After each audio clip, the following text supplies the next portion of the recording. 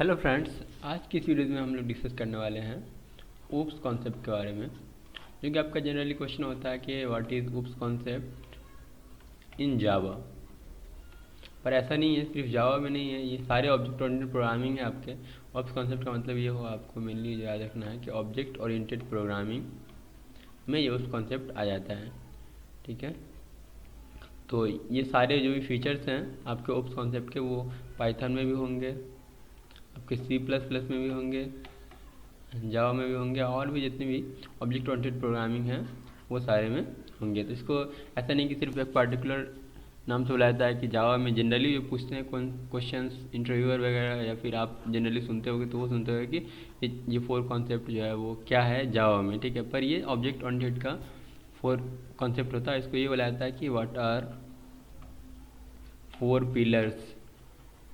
Okay, 4 pillars of object oriented programming. ऐसे भी question आते हैं, मतलब आपको पता रहना चाहिए कि वो क्या है। ठीक है, तो ऐसा नहीं कि सिर्फ जावा से रिलेटेड है, ऐसा नहीं सोचना आपको। तो ऑब्जेक्ट ओरिएंटेड प्रोग्रामिंग ओप्स क्या बोलता है कि यहाँ पे मैं इसका कलर चेंज कर लेता हूँ। और देखो, ओप्स में 4 चीज़ें होती है। पहली चीज़ होती है आपकी इनहेरिटेंस। ठीक है, और दूसरी चीज़ होती है आपकी इनकैप्सुलेशन। तीसरा हो जाएगा आपका एब्स्ट्रैक्शन, और चौथा हो जाएगा आपका पॉलीमॉर्फिज्म। ठीक है, इस सब को डिस्कस करेंगे अभी, तो आपको आइडिया लग जाएगा। पहले मैं आपको बताऊंगा कि इनहेरिटेंस क्या होता है, फिर आप इसको प्रोग्रामिंग में इम्प्लीमेंट कर लेना। क्योंकि प्रोग्रामिंग में इम्प्लीमेंट करने से क्या होता है कि आपको एक तरह से प्रैक्टिकल नॉलेज हो जाता है, तो फिर आप भूल नहीं पाते ज़्यादा। ऐसे याद करने का क्या है कि आप भूल भी सकते हो। दूसरा आपको बताऊँ इनकैप्सुलेशन का, इनकैप्सुलेशन कैसे वर्क करता है, फिर एब्स्ट्रैक्शन के बारे में बताऊँगा, और फिर मैं आपको पॉलीमॉर्फिज्म के बारे में बता दूंगा। और ये सब का आप अगर प्रोग्राम बना लोगे तो क्या प्रोग्राम से आपका आसानी हो जाएगी और आप अच्छे से समझ जाओगे। फिर मैं आपको लास्ट में ये बताऊंगा कि अगर आपको मान लो कि कोई इंटरव्यूअर पूछता है कभी, तो tell me what the OOPs concept in Java, ऐसे कुछ के, तो आप कैसे उसको आंसर कर पाओगे। ठीक है, वो मैं आपको बताऊंगा कि आप कैसे आपको आंसर करना है। लाइक पहले आपको बोलना है कि या there are 4 features, first one is inheritance, the second one is encapsulation, third one is abstraction, and the fourth one is polymorphism. Then उसके कैसे आपको फिर उसको डिस्क्राइब करना अच्छे से, तो कैसे करना है वो मैं आपको पूरा बता दूंगा, ताकि आप इंटरव्यू में अगर आपको कहीं पूछा है तो आप आसानी से बता पाओ, पूरा अच्छे से एक्सप्लेन कर पाओ कि कौन क्या होता है। और अगर आपको कोड भी लिखने के लिए बोला जाए कि अगर आप क्या इस पर कोड इम्प्लीमेंटेशन करके बता सकते हो कि नहीं, कि ये कैसे काम करता है, तो वो भी आप बता सकते हो। चलिए वीडियो को स्टार्ट करते हैं और आपको बताते हैं कि उस कॉन्सेप्ट क्या होता है, उसका क्या क्या कॉन्सेप्ट है, ये सारी क्या क्या चीज़ें होती हैं, इनहेरिटेंस कैसे काम करता है, इनकैप्सुलेशन, वो सारी चीज़ें। उससे पहले अगर आप इस चैनल पर नए आए हैं तो चैनल को सब्सक्राइब कर दें, साथ ही साथ बेल आइकन को दबा दें, ताकि कोई मैं नई वीडियो डालूँ तो आपको सबसे पहले मिले।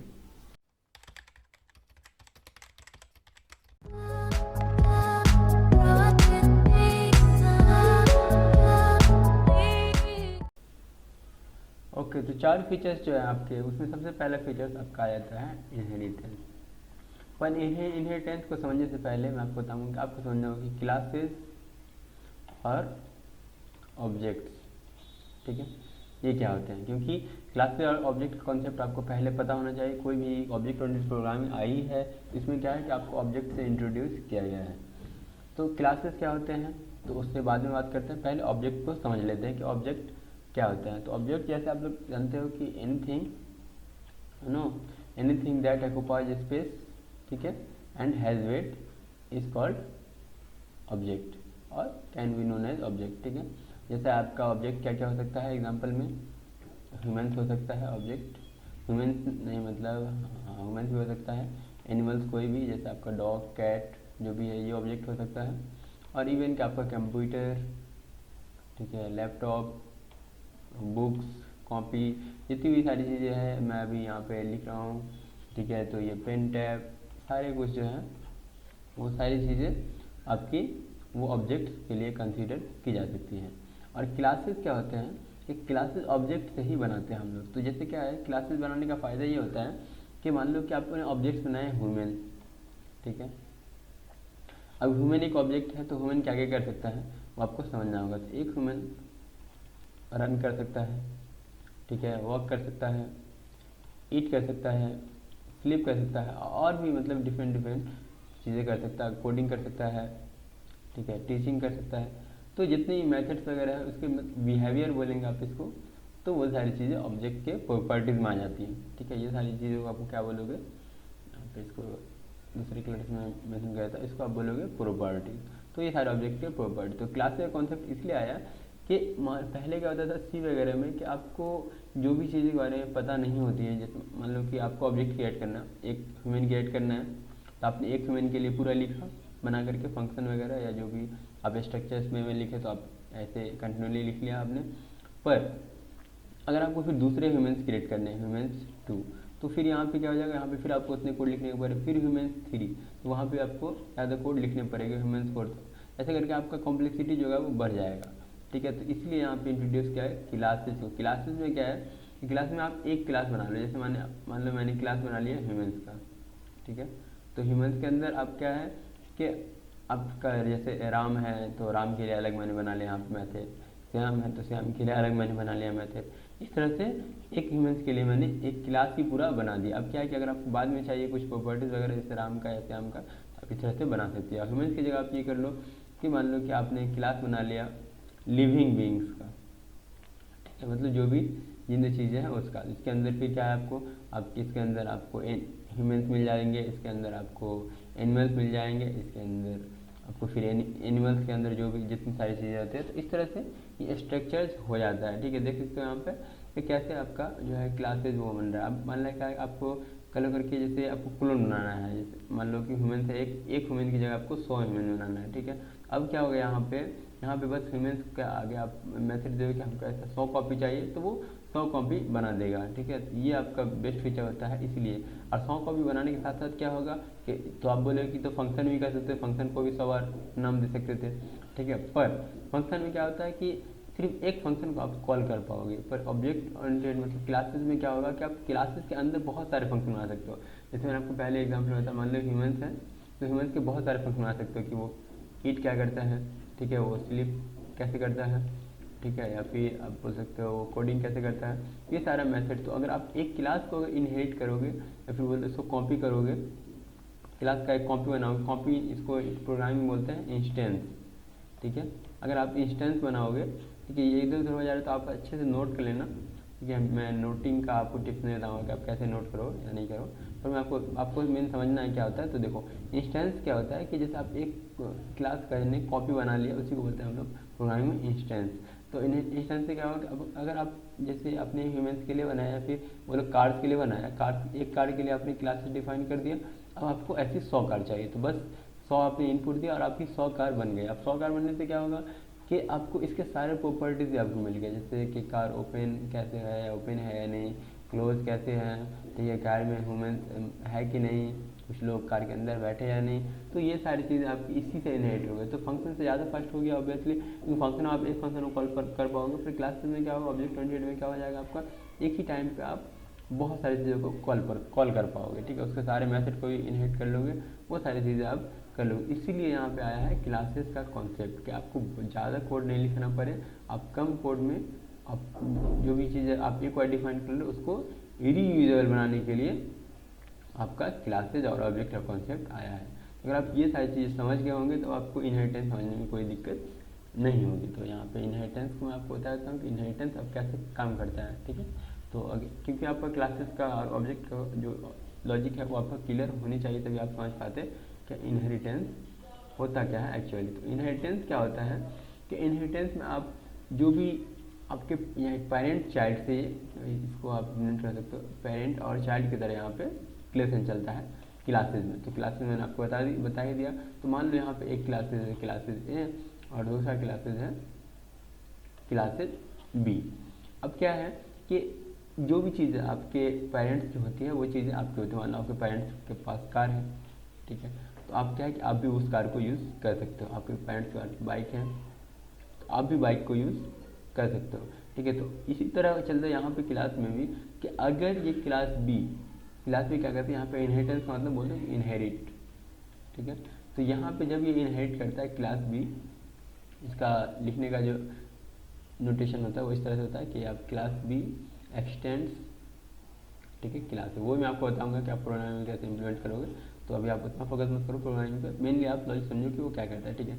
जब भी आप एक्सटेंड करो क्लास को, तो अब क्या होगा, उसके अंदर जितनी भी प्रॉपर्टीज़ या मेथड थे, जैसे प्रॉपर्टीज़ बोलो आप, प्रॉपर्टीज और मेथड, ठीक है, वो सारे आपके इस क्लास में आ जाएंगे। मान लो इसके पास कुछ वेरिएबल्स था, मान लो इसके पास क्लासेस में वेरिएबल था, मान लो कि पाई की वैल्यू थी, ठीक है, वैल्यू ऑफ पाई। तो आपको वापस यहाँ पे अगर आप वैल्यू ऑफ पाई चाहिए तो आपको डिफाइन करने की जरूरत नहीं है, आप इसी का वैल्यू ऑफ पाई यूज़ कर लो। या फिर इसमें कोई मेथड था जहाँ पे आप प्रिंट कर रहे थे अपना नाम, ठीक है, तो अगर आपको फिर से प्रिंट करना है नाम अपना, तो आपको इसको इसी से आप डायरेक्ट कॉल कर सकते हो, आपको अपना डिफाइन करने की जरूरत नहीं है। इसी तरह से मतलब पेरेंट चाइल्ड, तो ये जो मेन क्लास होता है उसको हम लोग बोलते हैं पेरेंट। यहाँ पे क्लास ए जो हो जाएगा वो हो जाएगा आपका पेरेंट, और क्लास बी जो हो जाएगा वो हो जाएगा आपका चाइल्ड। अब चाइल्ड क्या है, कोई जरूरी नहीं है कि आपका एक ही चाइल्ड रहेगा, मतलब क्लास बी एक्सटेंड कर सकता है, क्लास सी भी एक्सटेंड कर सकता है क्लास ए को, और चाइल्ड के भी चाइल्ड हो सकते हैं। तो जब ये चाइल्ड के चाइल्ड हो जाएगा तो ये पेरेंट बन जाएगा। तो ऐसे क्या होगा कि आपका क्लास बी, अगर आपको चाहते हो क्लास बी का कुछ मैथड को दूसरे क्लास में यूज़ करना, तो क्लास बी जो होगा वो पेरेंट की तरह काम करने लगेगा, और उसके जो जो जो एक्सटेंड करेगा, जैसे क्लास सी अगर एक्सटेंड कर रहा है क्लास बी को, तो वो आपका चाइल्ड की तरह काम करने लगा। तो इस तरह से काम होता है चाइल्ड और पेरेंट का रिलेशनशिप, ठीक है। तो आप समझ गए होगे अभी। और यहाँ पे पेरेंट चाइल्ड का एक एग्जांपल जैसे मैं आपको बता रहा था अभी, कि जैसे बाइक, तो क्या है कि अभी मान लो कि आपके पेरेंट्स के पास बाइक है या कार है, तो अगर आपको कार की ज़रूरत पड़ रही है तो क्या है कि आपको नई कार खरीदने की ज़रूरत नहीं है, आप उसी कार को यूज़ कर लोगे। इस तरह से अगर आप समझोगे तो आपको याद रहेगा कॉन्सेप्ट कि कैसे ये काम करता है, ठीक है। तो आपको बाइक चाहिए, बाइक आपको नई बाइक खरीदने की जरूरत नहीं, पर अगर दूसरे के पास बाइक होती है तो फिर आपको खरीदना पड़ता है। अगर आपके पेरेंट्स के पास बाइक नहीं है तो फिर आपको खरीदना पड़ता अपना, अगर नहीं भी खरीदना पड़ता तो कुछ और से बोरो कर लेते, तो वो अलग चीज़, तो अलग लॉजिक है। पर जो चीज़ आपके पेरेंट्स के पास होती है वो चीज़ें आप भी यूज़ कर सकते हो ईजिली। इसीलिए यहाँ पे कॉन्सेप्ट है इनहेरिटेंस का, मतलब क्या है कि आप एक क्लास के मेथड को दूसरे क्लास में इनहेरिट कर दो, ठीक है। तो इसको आप इस तरह से बोलोगे, जब भी आप यहाँ पे अगर आप डिफिनेशन की तरह लिखना चाहो तो लिखोगे कि इफ़, या फिर आप इसको बोल सकते हो मैकेनिज्म है या प्रोसेस है जो भी है, ठीक है, mechanism, it is a mechanism. यहाँ पे आपको मैं डिफिनेशन लिख देता हूँ नीचे में, ताकि आपको समझ में आ जाए, कभी एग्जाम में लिखना हो तो ये बोल सकते हो आप, it is a mechanism where one classes inherit all the properties and method of another class, ठीक है। और आप ये भी लिख सकते हो कि it works like parent child relation where parent is the super class। यहाँ पे सुपर मेथड हम लोग यूज़ करते हैं, तो मैं आपको बताऊंगा कि आप सुपर मेथड क्यों यूज़ करते हैं, ठीक है। तो पेरेंट आपका सुपर आ जाएगा, and the child is the class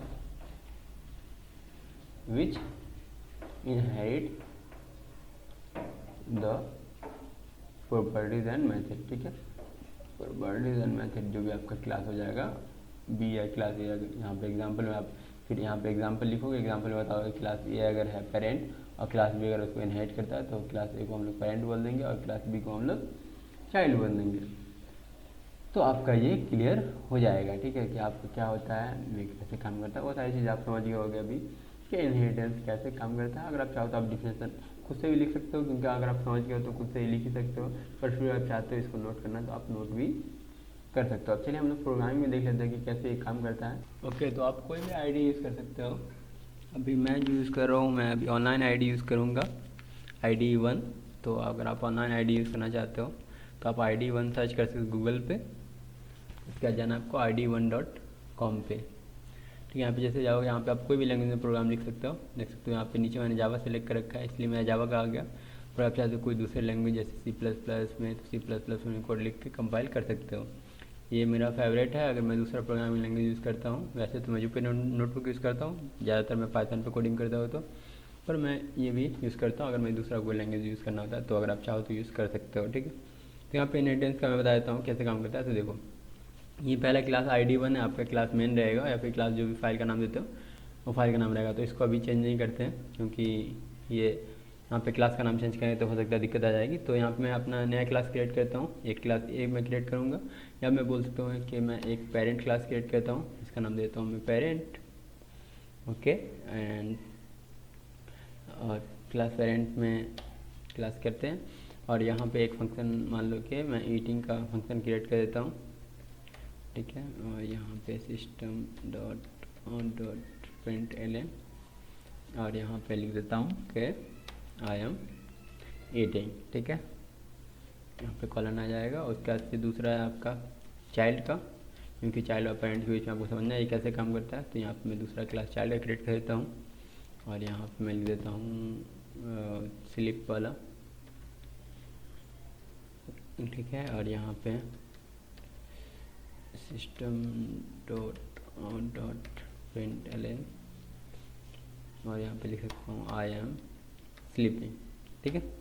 ये दोनों हो गया। अब यहाँ पे मैं इसका एक क्लास बनाऊंगा जो यहाँ पे बनेगा। तो एक मैं क्लास क्रिएट कर लेता हूँ। तो सबसे पहले क्लास क्रिएट करने का जो सिंटेक्स है वो इस तरह से है कुछ। पहले आप क्लास का नाम लो, तो चाइल्ड है मेरा क्लास, उसके बाद से आप जो भी चाइल्ड क्रिएट, मान लो कि मैं चाइल्ड 1 क्रिएट करना चाहता हूँ, तो यहाँ पे न्यू कीवर्ड लो और फिर आप चाइल्ड को कॉल कर लो, ठीक है। अब देखो, अब ch1 से अगर आप चाहो तो देखना स्लीप, क्योंकि इसके अंदर एक स्लीप मेथड है। तो अगर मैं स्लीप को कॉल करता हूँ तब मैं देखता हूँ कि ये क्या करता है, ठीक है। और यहाँ पे मैं इसको रन कर देता हूँ।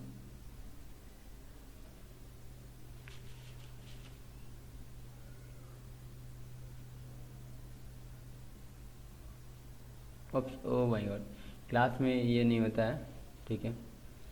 ओप्स, मैंने क्लास में भी पैरासिंथेसिस दे दिया था, इसको मैं हटा देता हूँ। तो फंक्शन में होता है, ठीक है। मैं जावा पे ज़्यादा कोड नहीं करता हूँ, तो इसलिए, अगर ऐसा नहीं है सिंटेक्स वगैरह मेनली लॉजिक ही रहता है, मैं आपको हमेशा बताता रहता हूँ। तो सिंटेक्स की दिक्कत हुई, कहीं पे कॉलन मिसिंग हो रहा है। Okay 26 it is okay. यहाँ पे मैंने कॉलन भूल गया, यहाँ पे भी कॉलन भूल गया। क्या अगेन कॉल कर लेते हैं हम लोग।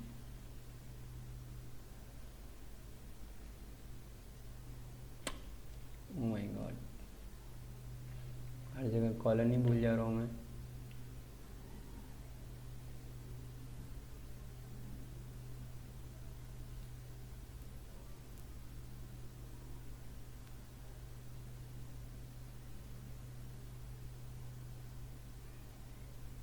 ओके, कंपाइल हो गया, अब ये रनिंग हो रहा है, और सक्सेस देख सकते हैं यहाँ पे आई एम स्लीपिंग आ चुका है। तो अभी तो मैंने इसी क्लास के मेथड को कॉल किया है। यहाँ पे देख सकते हो चाइल्ड के बाद अपना मेथड था आई एम स्लीपिंग, तो आई एम स्लीपिंग दिखा रहा है। पर मान लो कि आपको पेरेंट्स के क्रिएट मतलब उसके आपको मेथड को कॉल करना है, ठीक है। इट को, तो अब इट को भी कॉल कर सकते हो यहाँ से। आपको उसके लिए पेरेंट का एक नया बनाना पड़ेगा। मैं आपको दिखाता हूँ ch1.it, ठीक है। अभी यहाँ पे चाइल्ड का इंस्टेंस है, यहाँ पे देख सकते हो चाइल्ड ही मैंने क्रिएट किया है, पर फिर भी ये कॉल कर लेगा ईट वाले को भी। देखो, तो यहाँ पे आ जाएगा आई एम स्लीपिंग, फिर आ जाएगा I am eating.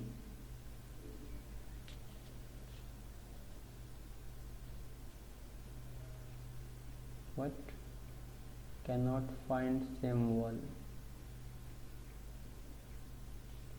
Location error.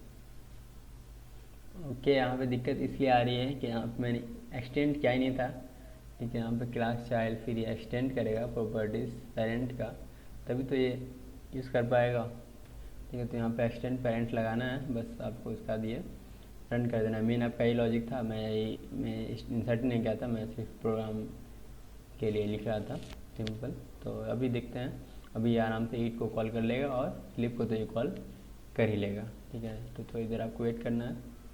और यहाँ पे देख सकते हो I am sleeping and I am eating दोनों आ चुका है। तो यही होता है इनहेरिटेंस, मतलब क्या है, देखो इस वाले चाइल्ड में नहीं हूँ मैं, यहाँ पे मैंने देखो चाइल्ड क्लास में जो है आपके यहाँ पे मेथड सिर्फ स्लीप ही है, पर फिर भी इस मेथड को कॉल करें। यहाँ पे आप दूसरे मेथड क्रिएट, और मेथड नहीं, आप वैल्यू भी अगर क्रिएट कर देते हो तो वैल्यू भी एक्सेस कर सकते हो, ठीक है। कोई आप वेरिएबल क्रिएट करना चाहते हो उसको भी आप एक्सेस कर सकते हो नेक्स्ट क्लास में भी।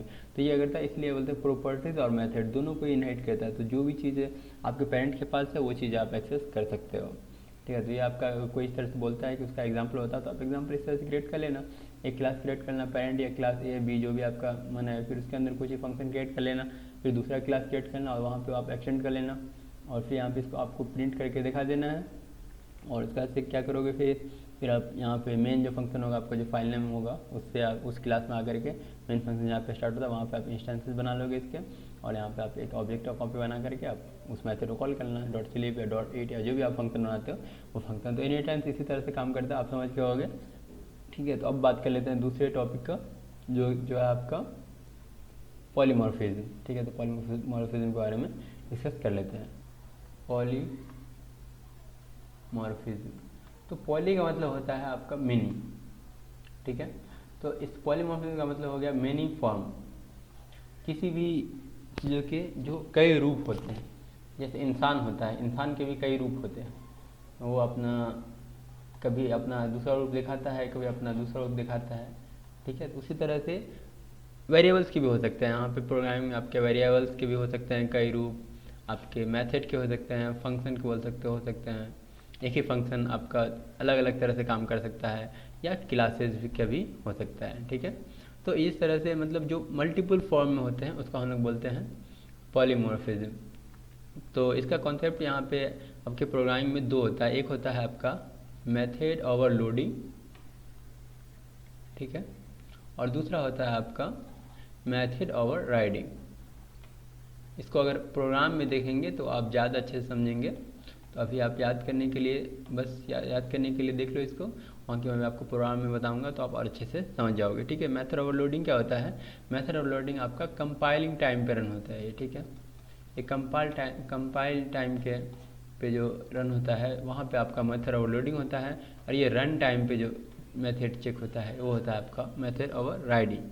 तो इस दोनों के बारे में हम लोग प्रोग्राम देखेंगे तो समझेंगे। तो अभी आप समझिएगा कि पॉलीमॉर्फिज्म मतलब क्या होता है, जिसका बहुत सारा टाइप हो। ठीक है, तो आप ऐसे बोल सकते हो कि polymorphism in the concept where a method can have multiple types और a classes can have multiple types, इस तरह से।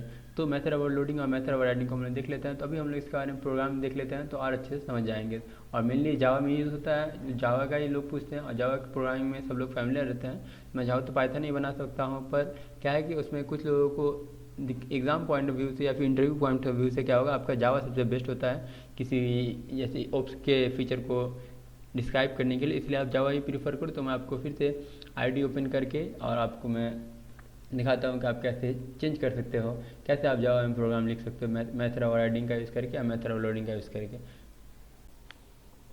तो यहाँ पे मैं आईडी 1 पे आ चुका हूँ वापस से, और यहाँ पे मैं आपको फंक्शन पहले मैं मेथड ओवरलोडिंग का कॉन्सेप्ट बताऊंगा, फिर मैं आपको मेथड ओवरराइडिंग का भी कॉन्सेप्ट बताऊंगा। तो यहाँ पे मैं मेथड ओवरलोडिंग का कॉन्सेप्ट बता रहा हूँ आपको। फिर क्या करते हैं, दो फंक्शन बना लेते हैं सेम नाम के। ठीक है, तो क्या होगा, उसका मल्टीपल टाइप्स हमको देखने को मिल जाएगा। तो यहाँ पे स्टैटिक इंट आप करोगे तो आपको रिटर्न करना पड़ेगा कुछ। मैं फंक्शन का नाम देता हूँ, मतलब मैं नंबर ऐड कर रहा हूँ तो ऐड नंबर देता हूँ। यहाँ पे एक नंबर ए रहेगा और एक नंबर बी रहेगा, और यहाँ पे मैं रिटर्न कर दूँगा ए प्लस बी।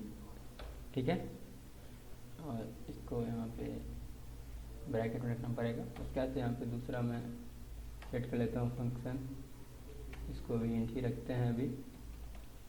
और यहाँ पे ऐड नम पर यहाँ पे मैं 3 वेरिएबल ले लूँगा। ठीक है, और यहाँ पे मैं रिटर्न कर दूँगा ए प्लस बी प्लस सी। ठीक है, और यहाँ पे मेन में हम लोग इसी फंक्शन को कॉल करते हैं, सेम नाम का फंक्शन है देख सकते हो, पर ये ऑटोमेटिक रिकग्नाइज कर रहा है कौन सा फंक्शन को कॉल करना है। यहाँ पे रिटर्न करा तो हमको प्रिंट भी करना पड़ेगा देखने के लिए आउटपुट। तो यहाँ पे system dot print L N यहाँ पे मैं पहले कॉल करता हूँ 2 नंबर वाले को। तो यहाँ पे ऐड नम, यहाँ पे 4 और 5 में 1-2 नंबर ले लेता हूँ। ठीक है, और यहाँ पे फिर दूसरे को भी सेम तरह से प्रिंट करता है, पर यहाँ पे क्या करेंगे, 1 नंबर और ज़्यादा ले लेंगे। तो यहाँ पे 4, 5 और 1 ले लेता हूँ मैं 6। देखो, एक क्या आना चाहिए आपका आउटपुट, एक आना चाहिए आपका 9 और दूसरा आना चाहिए आपका 15। तो चेक कर लेते हैं कि 9 और 15 आ रहा है या नहीं। तो यहाँ से नीचे में जाऊँगा और ये रन कर दूँगा मैं। ओके, एरर आ चुका है, वाइड। ओके, यहाँ पे मैंने कहीं पे वाइड यूज़ कर लिया है। यहाँ पे इंट और वाइड दोनों मैंने यूज़ कर लिया है। यहाँ पे देख सकते हो, या तो आप इंट रखो या तो आप वाइड रखो। तो यहाँ यहाँ पे मैं इंट ही रखूँगा। ठीक है, वाइट के लिए बता दूँगा आपको कि कैसे करना है। वाइट के लिए, बस वाइट के लिए फिर आपको रिटर्न नहीं करना पड़ेगा, वहीं पे आप प्रिंट कर लो। ठीक है, तो यहाँ पे अभी इंट ही रहने देता हूँ और आपको मैं दिखाता हूँ कि कैसे ये आउटपुट दे रहा है। तो यहाँ पे 9 और 15 आ रहा है या नहीं मेरा आउटपुट, वो आप चेक कर लेते हैं।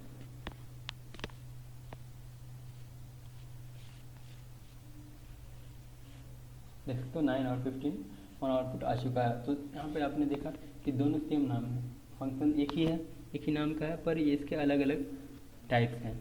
ठीक है, तो एक बार वो 2 इनपुट ले रहा है, एक बार 3 इनपुट ले रहा है। ऑटोमेटिक पहचान जा रहा है कौन सा 3 इनपुट में ले जाना है प्रोग्राम या 2 इनपुट में जाना है। आप साथ यहाँ पे देखो आप टाइप भी चेंज कर सकते फंक्शन का, ऐसा नहीं कि आप मतलब दोनों मेथड ओवरलोडिंग में आता है। तो मतलब इंटीजर है ना एक, और एक मान लो कि आप फ्लोट बना दो, फ्लोट या डबल बना दो। ठीक है, और यहाँ पे मैं इस सब टाइप को करता हूँ डबल डबल। ठीक है, 3 इनपुट 2 इनपुट जितना भी रखना चाहो आप रख सकते हो। अभी मैं 2 इनपुट को लेकर के चल रहा हूँ। ठीक है, और यहाँ पे मैं रिटर्न करा दूंगा a+b। और अब देखना, अभी मैं यहाँ पे डबल वैल्यू ले लेता हूँ, जैसे 4 5 की जगह मैं ले लेता हूँ 4.6 और 9.8, इस तरह से कुछ 9.7 ले लेता हूँ। और अब यहाँ पे रन करके चेक कर लेते हैं। तो अभी देखोगे एक आ जाएगा 9 और एक आ जाएगा आपका 9 4 13 और एक 14.3 आ जाएगा। ठीक है, देख सकते हैं 9 और 14.3 आ रहा है या नहीं। 14.299 देख सकते हो, मतलब 14.3 है वो। तो इस तरह से आ रहा है। तो ये ऑटोमेटिक पहचान जा रहा है कहाँ पे आपको डबल पे जाना है, कहाँ पे आपको इंट पे जाना है। तो इसी को बोलते हैं हम लोग मेथड ओवरलोडिंग का कॉन्सेप्ट। मतलब क्या करता है ये आपके मतलब टाइप को पहचानता है। एक फंक्शन के बहुत सारे टाइप हो सकते हैं, ऐसा नहीं यहाँ पे आप दो ही ले सकते हो, यहाँ पे आप 3 भी ले सकते हो। आप मान लो कि मैं डबल सी भी कर देता हूँ और यहाँ पे रिटर्न कर देता हूँ सी, और यहाँ पे मैं एक और वेरिएबल ले देता हूँ। मतलब ये आपके देख सकते हो एक ही नाम के फंक्शन, ये मैं आपको बता रहा हूँ एक ही फंक्शन कितने तरह से फंक्शन है। अभी आप चाहो तो और भी फंक्शन बना सकते हो एक ही नाम का, ऐसे नहीं ऐड नाम यहाँ पे तीसरा बना, उसमें 4 पैरामीटर ले लो, 5 पैरामीटर ले लो। तो एक ही नाम के बहुत सारे फंक्शन, इससे क्या होगा कि आप एक ही फंक्शन का बहुत सारा टाइप हो गया। इसलिए मैं आपको बता रहा था मल्टीपल टाइप्स। ठीक है, तो आपका क्लियर हो गया होगा कि मेथड ओवरलोडिंग क्या होता है। अभी आप आउटपुट देख लेते हैं, देख सकते हो आउटपुट आ चुका है और यहाँ पे भी कोई दिक्कत नहीं है। तो मेथड ओवरलोडिंग अब आप समझ गए होंगे। अब आपको मैं मेथड ओवरराइडिंग बता देता हूँ, उसका मैं यहाँ पे प्रोग्राम आपको जल्दी से बता देता हूँ। ओके, तो मेथड ओवरराइडिंग का कॉन्सेप्ट मैं आपको बता देता हूँ कि मेथड ओवरराइडिंग कैसे काम करता है।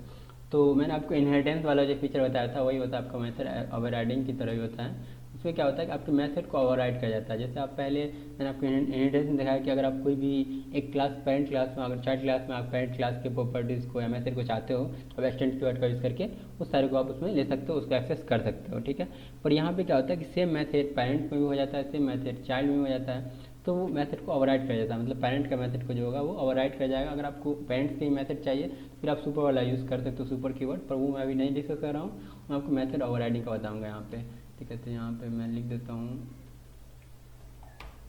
मेथड ओवरराइडिंग का कॉन्सेप्ट है। ठीक है, यहाँ पे मैं 2 क्लास क्रिएट कर लेता हूँ। एक क्लास है आपका पेरेंट, ठीक है, और यहाँ पे दूसरा क्लास है आपका चाइल्ड, जो एक्सटेंड करता है पेरेंट को। ठीक है, यहाँ पे 2 क्लास हो गया और यहाँ पे दोनों में एक ही सेम फंक्शन बनाऊंगा। तो यहाँ पे मान लो कि मैं फंक्शन बनाता हूँ वाइड, और यहाँ पे जैसे मान लो स्लीप का मैं बना रहा हूँ एक फंक्शन। तो यहाँ पे system dot out dot print ln, और यहाँ पे लिख सकता हूँ कि पेरेंट इज स्लीपिंग, पेरेंट्स और स्लीपिंग। ठीक है, और यहाँ पे इसको कॉपी कर लूँगा मैं, और सेम मैं यहाँ पे सेम मेथड बनाता हूँ। देख सकते हो यहाँ पे मैं बना रहा हूँ वाइड स्लीप। ठीक है, और यहाँ पे भी सेम मेथड में कॉल कर रहा हूँ, और यहाँ पे मैं रीनेम कर दूँगा कि चाइल्ड इज स्लीपिंग।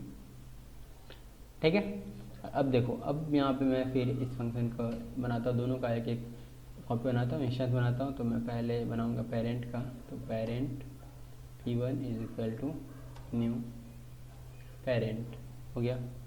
पहले का, और यहाँ पे मैं सेमीकोलन वगैरह फिर भूल रहा हूँ, इससे एरर आ जाएगा।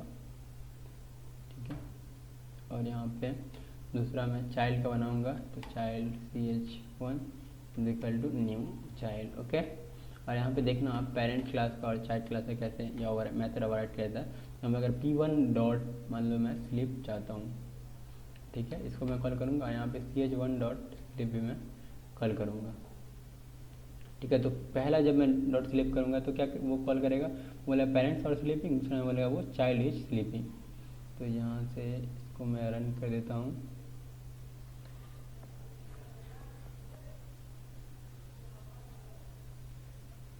यहाँ पे कंपाइलेशन हो रहा है, थोड़ी देर आपको वेट कर लेना है।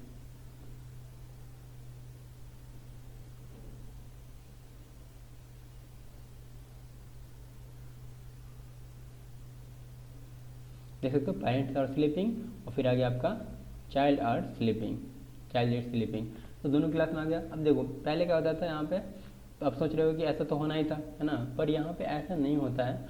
जनरली क्या होता है यहाँ पे आपको मैं दिखा देता हूँ कि अगर असल में लॉजिक क्या होना चाहिए कि आपके पेरेंट क्लास में अगर कोई मेथड डिफाइंड है तो आपका वो चाइल्ड क्लास में आया था। मैंने आपको पहले बताया था इनहेरिटेंस में जो मेथड यहाँ पे डिफाइन है, अगर आप इसको हटा दोगे यहाँ पे, वेट, ये पेरेंट है, पेरेंट में आप रहने दोगे और यहाँ पे आप हटा दोगे वाइट स्लीप करके और यहाँ पे कुछ भी दूसरा कर दोगे, मान लो ईट भी कर दोगे यहाँ पे ईटिंग, और फिर भी अगर आप स्लीप को कॉल करोगे तो स्लीप को भी कॉल कर रहा है, क्योंकि वो यहाँ पे एक्सटेंड कर रहा है। एक्सटेंड का मतलब क्या है कि इसकी जो भी मेथड आप प्रॉपर्टीज है वो इसमें होनी चाहिए, पर जब ये बता रहा है कि इसमें होनी चाहिए तो इसका मेथड क्या है, स्लीप, तो स्लीप मेथड भी इसमें आना चाहिए ना, पर यहाँ पे नहीं आया। तो यहाँ पे क्यों नहीं आया, क्योंकि मैंने चाइल्ड में भी सेम मेथड क्रिएट कर दिया। तो जब आपका चाइल्ड खुद ही क्रिएट कर लेगा अपना मेथड, इस तरह से एग्जांपल समझो कि मान लो कि पहले आपके पापा के पास कार थी, ठीक है, अभी आपने खुद अपनी ही कार खरीद ली, अब आप पापा की कार से नहीं आप खुद के कार से जाओगे, खुद के कार से आप रन करोगे। उसी तरह यहाँ पे हो रहा है, यहाँ पे पहले वो स्लीप फंक्शन जो था वो किसका था, इसके पेरेंट क्लास का था, तो पेरेंट का था तो एक्सटेंड करा था तो यूज़ करता था, पर ये अपने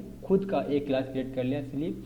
तो अब ये क्या कर रहा है, अब ये खुद के फंक्शन को मेथड को कॉल करेगा, तो यहाँ पे स्लीप मेथड जो होगा वो इसका कॉल करेगा। तो यहाँ पे देखो स्लीप मेथड जब ओवर राइड हो गया यहाँ पे, और क्या और कोई दूसरा मेथड रहेगा यहाँ पे, जैसे मान लो वाइड अगर ईट रहेगा यहाँ पे तो ईट को आप कॉल कर सकते हो। इसके लिए यहाँ पे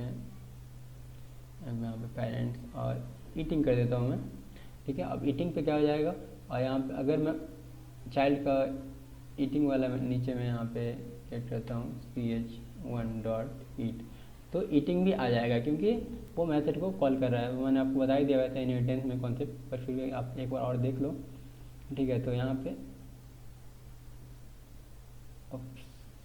पेरेंट्स और ईटिंग, ओके, यहाँ पे मैं कॉलन भूल गया, ठीक है, और यहाँ पे आपका आ जाएगा, पहले क्लियर कर देता हूँ मैं आउटपुट को, और अभी आ जाएगा आपका फिर से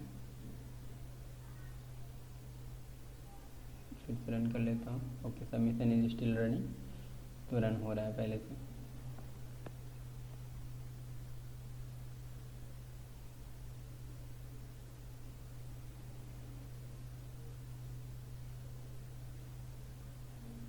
ओके, यहाँ पे आ चुका है आपका आउटपुट, ठीक है। यहाँ पे क्यों नहीं आ रहा है, और ये तो पुराना वाला आउटपुट है, यहाँ पे why it's not coming. Okay, यहाँ पे हो रहा है कंपाइलेशन और अभी आपका रनिंग हो जाएगा, और यहाँ पे आप देख सकोगे कि पेरेंट्स और ईटिंग भी आपका आ जाएगा, जो कि यहाँ पे चाइल्ड वाला जो हमारा क्लास वो कॉल कर रहा है, चाइल्ड वाला ऑब्जेक्ट हमारा यहाँ पे कॉल कर रहा है, पर फिर भी पेरेंट्स और ईटिंग आ जाएगा। तो यहाँ पे देख सकते हो पेरेंट्स और ईटिंग ये भी आ जाएगा। तो इस तरह से ये काम करता है पॉलीमॉर्फिज्म। आपका मेथड ओवरराइडिंग का कॉन्सेप्ट समझ में आ गया आपको कि इसमें क्या करता है कि क्लास की किसी भी एक क्लास के मेथड को ओवरराइड कर जाता है, ठीक है। तो सेम फंक्शन अगर आप दोनों में चाइल्ड में डिफाइन कर सकते हो और पेरेंट्स में डिफाइन करते हो, तो वो चाइल्ड के मेथड को कॉल कर लेता है अगर आप चाइल्ड वाले को कॉल कर रहे हो तो, और अगर आप पेरेंट्स वाले को कॉल कर रहे हो तो पेरेंट्स वाला मेथड को वो यूज़ करता है। इसी को बोलते हैं हम लोग मेथड ओवरराइडिंग। तो मेथड ओवरलोडिंग और मेथड ओवरराइडिंग का भी आप कॉन्सेप्ट समझ गए होगे, आप प्रोग्रामिंग में आपने देख लिया, तो आपको कोई भी दिक्कत नहीं होगी समझाने में, ठीक है। अब बात कर लेते हैं हम लोग नेक्स्ट जो फीचर है वो आता है आपका इनकैप्सुलेशन। इनकैप्सुलेशन की बात कर लेते हैं। तो इनकैप्सुलेशन समझने के लिए आप लोग कैप्सूल समझना होगा। कैप्सूल जो दवा होती है, सब लोगों ने मैक्सिमम लोगों ने यहाँ पे देखा ही होगा और खाया होगा, वो कुछ इस तरह से होता है, ठीक है, कैप्सूल बोल। और इसमें क्या होता है, ये आपका एक तरफ रेड होता है, एक तरफ ब्लू होता है, ठीक है। और जो ये मेडिसिन होता है ये इसमें बहुत सारी दवा होता है, मतलब इसको बोल सकते हो कि मिक्स्ड ऑफ मल्टीपल मेडिसिन, ठीक है, बहुत सारे मेडिसिन को बंद करके एक कैप्सूल बना होता है। तो उसी तरह का यहाँ पे कॉन्सेप्ट है कुछ इनकैप्सुलेशन में जावा में। तो ये क्या बोलता है, ये बोलता है कि रैपिंग अप, रैपिंग का मतलब हो गया आपका एक साथ रख देना, रैपिंग अप वो क्या करता है, कोड एंड डाटा दोनों को एक ही साथ रैप कर देता है, ठीक है। तो जैसे मान लो कि आपके पास कुछ वेरिएबल्स हैं और फिर आपके पास कुछ मेथड्स हैं, ठीक है। तो इस दोनों को क्या करता है, वो दोनों को एक ही यूनिट की तरह दिखता है, इसको बोल सकते हो one single unit, one single unit.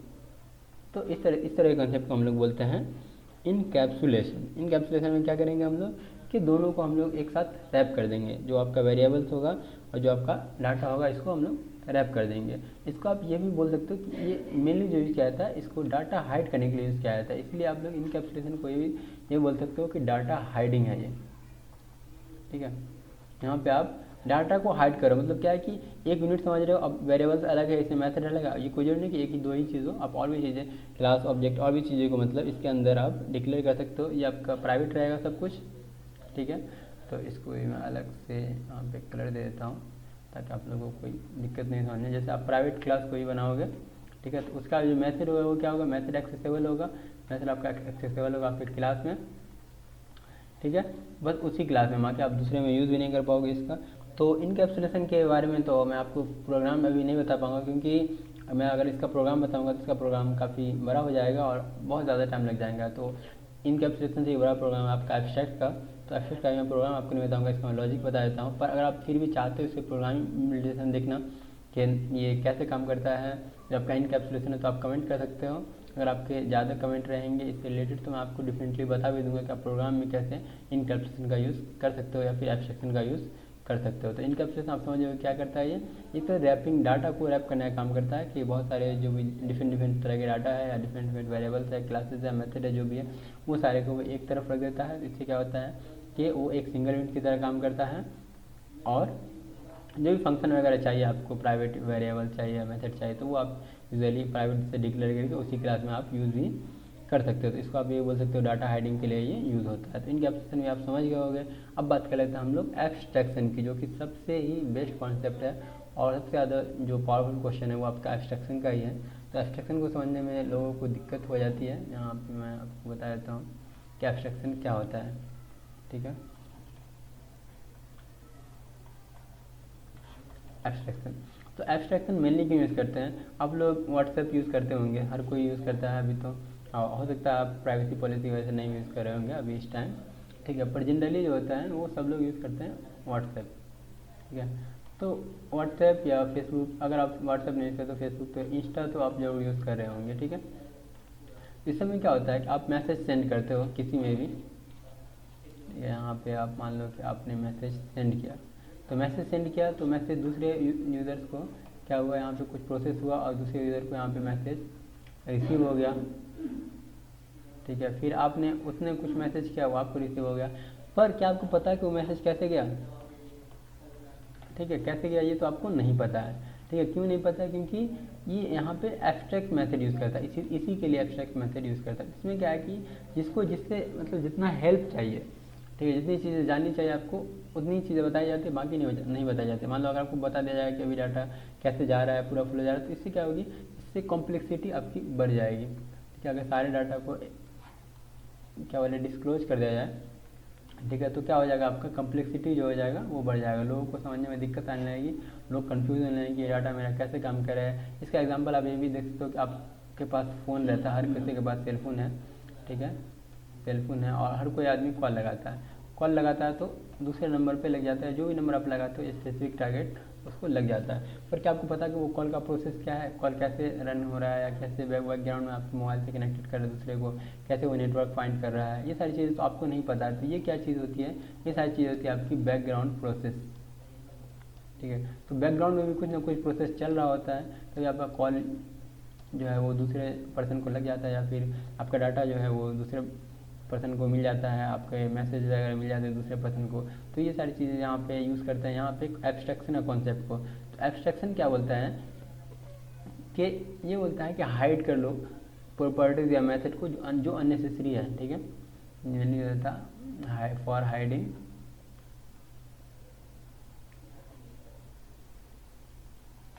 Message and data from the user. अब यूज़र से, ऐसा नहीं कि आप डेवलपर से, डेवलपर तो खुद ही डेवलप करता है तो वो तो यूज़ कर ही लेगा, ठीक है। तो आपको यूज़र से हाइड करना है ये सारे डाटा को, तो वहाँ पे आप यूज़ कर सकते हो एब्स्ट्रैक्शन का कॉन्सेप्ट। इसका यूज़ करके क्या कर सकते हो आप कि आप जब डाटा को हाइड, मतलब मेथड को आप हाइड कर लोगे तो कम्प्लेक्सिटी जो होगी वो हमेशा रिड्यूस हो जाएगी। किसी लोगों को पता नहीं चलेगा कि वो मैसेज कैसे जा रहा है, कैसे नेटवर्क पे काम कर रहा है। तो उतनी सारी चीज़ें आपको बताने की जरूरत नहीं पड़ेगी कि कितनी देर में जाएगा, क्या मतलब कितना सेकेंड पर सेकेंड, कितनी पर सेकेंड से वो वहाँ जा रहा है, ऐसा कुछ कहाँ पे सर्वर है, ये सारी चीज़ों को आप क्या करोगे, ये सारी चीज़ों को आप हाइड रखते हो, ठीक है। तो इस यहाँ पे काम आया था आपका एब्स्ट्रैक्शन का। एब्स्ट्रैक्शन का भी कोडिंग एग्जांपल है, पर मैं अभी आपको कोडिंग एग्जांपल नहीं बताऊंगा, क्योंकि कोडिंग एग्जांपल अगर मैं आपको बताऊंगा तो फिर आप कंफ्यूज जाओगे और आपको दिक्कत हो जाएगी समझने में, ठीक है। और इसी तरह ये आपका हर जगह यूज होता है एब्स्ट्रैक्शन का। आप रियल लाइफ में भी देख सकते हो। रियल लाइफ में मान लो कि आप कार का, मैं एग्जांपल दे रहा था आपको पेरेंट्स क्लास में कार का, तो मान लो कि आप कार ड्राइव करते हो, ठीक है। कार ड्राइव करते हो तो आप सिर्फ कार ड्राइव करना जानते हो, ठीक है। कार को फिक्स करना जानते हो, कार को फिक्स करना कोई और जानता है, और नहीं आपको उससे मतलब है कार कैसे वर्क करता है, कैसे उसका चेनिंग वर्क करता है, कैसे उसका गियर प्लेट वर्क करता है, ये सारी चीज़ आपको जानने की जरूरत नहीं है। बस मेनली आप फोकस हो कि आपको कैसे कार ड्राइव करना है, कितना पेट्रोल रखना है, वो सारी चीज़ें। तो इसलिए यूज़ होता है एब्स्ट्रैक्शन। एब्स्ट्रैक्शन की प्रोग्रामिंग में मेन कॉन्सेप्ट इसका ये है कि आप जो चीज़ें यूज़र को नहीं देखना चाहते आप उसको प्राइवेट कर लो। प्राइवेट इन सेंस मतलब कि आप उसको छुपा लो कुछ देर के लिए, ठीक है। पर ऐसा नहीं कि वो काम ही नहीं करना चाहिए, आप प्राइवेट कर लो, आप वो यूज़ ही नहीं हो रहा है कहीं, तो ये भी दिक्कत हो जाती है ना। तो यहाँ पे इसके लिए एब्स्ट्रैक्शन के लिए एक कीवर्ड आता है। तो एब्स्ट्रैक्शन आप दो मेथड से अचीव कर सकते हो प्रोग्रामिंग में। एक होता है आपका एब्स्ट्रैक्ट क्लास यूज़ करके, ठीक है, एब्स्ट्रैक्ट क्लास यूज़ करके भी कर सकते हो। और दूसरा होता है इंटरफेसेस। इंटरफेसेस का यूज़ करके आप एब्स्ट्रैक्शन अचीव कर सकते हो, ठीक है। तो अभी आप समझ गए हो कि एब्स्ट्रैक्शन भी क्या होता है और ये कैसे काम करता है। तो ये सारी चीज़ों के बारे में आप समझ गए होगे अच्छे से कि ये ओप्स के चारों कॉन्सेप्ट क्या होते हैं और ये कैसे वर्क करते हैं। अब मैं आपको बताता हूँ कि मान लो कि आपको पूछा जाए, इंटरव्यूअर अगर पूछता है आपको कि what do you know about और tell me the 4 important features of object oriented programming और tell me about the of features of Java, ठीक है। तो आप कैसे बताओगे। तो यहाँ पे फिर से आपको रिवीजन के लिए दिखा दे रहा हूँ कि अगर आपको इनहेरिटेंस पूछा जाएगा तो क्या बोलोगे आप। तो आप इस तरह से बोल सकते हो, suppose interviewer will tell you that tell me about the 4 concept of Java. So you will say that yeah, actually there is 4 main features of any object-oriented programming language. First one is inheritance, the second one is encapsulation, third one is polymorphism, and the fourth one is abstraction. So if we talk about the inheritance, so inheritance is an example of reusable data. I mean its main feature is like reusability of the code. So here you will reuse the code, and how you will reuse the code, that here we inherit all the properties and methods from the parent class. Like if we have class A which is the parent class, and then we have class B which is the child class, so we can inherit all the properties and methods from the class A. It is mainly used for reusability. I already mentioned that. So you can say like this, okay. And when talking about encapsulation, so you can say that encapsulation is a mechanism where we wrap all the data as a single unit. Like if we have multiple classes or we have multiple variables and methods, so we can wrap all these into one single unit and we can work on that. So it is also known as data hiding. So most people are not aware that what is inside that. They are only working as one single unit. So most people don't know about the internal you can say internal variables and method and classes. So they are only focused on how they are working. So it is also known as data hiding. Encapsulation will be cleared after that. When you will be asked about abstraction, or before abstraction let's talk about polymorphism. So you can say that polymorphism is the type where poly means many. So polymorphism is mainly that if a function or a method or variable has many forms, then we can say that it is a polymorphism. Is there can be two methods, whether it can be method overriding, which is a compile time method, and then there is method overriding, there was method overloading, which is compile time, and then there is method overriding, which is on runtime actually. So you can say that how variables, function and classes can be used using those programming language. You can create the same method like add numbers of 2 using 2 variables and also using 3 parameters. So you can show the examples if you will be asked to show. So you can say that. Okay, so polymorphism below we also cleared, and after that, if you will ask about abstraction, so if you can say that abstraction is used when we want to hide some method or process from the users. Okay, so if we don't want to show some process or some internal process to the user, so we can use abstraction there. We can use abstraction class by using abstract method, or we can use using interfaces keyword. Okay, so we can either do this way, and by using interfaces you can achieve multiple abstraction also, which I have not mentioned, but you can also do that. So abstraction is mainly used for hiding that method and properties or data from the user. So you can give the example that there are real life examples like WhatsApp messages, Instagram messages, or any other social media messages. There is cell phone messages. Okay, and real life example like driving a car, etc. So these are the methods of real life examples of abstraction.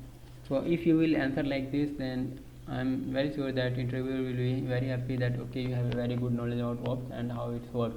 And you can also, if you will write program for polymorphism or for inheritance, and he will definitely we can confirm that okay, he knows about the ops concept. So it will be very clear. If you want, you can answer like this. I already told you the examples.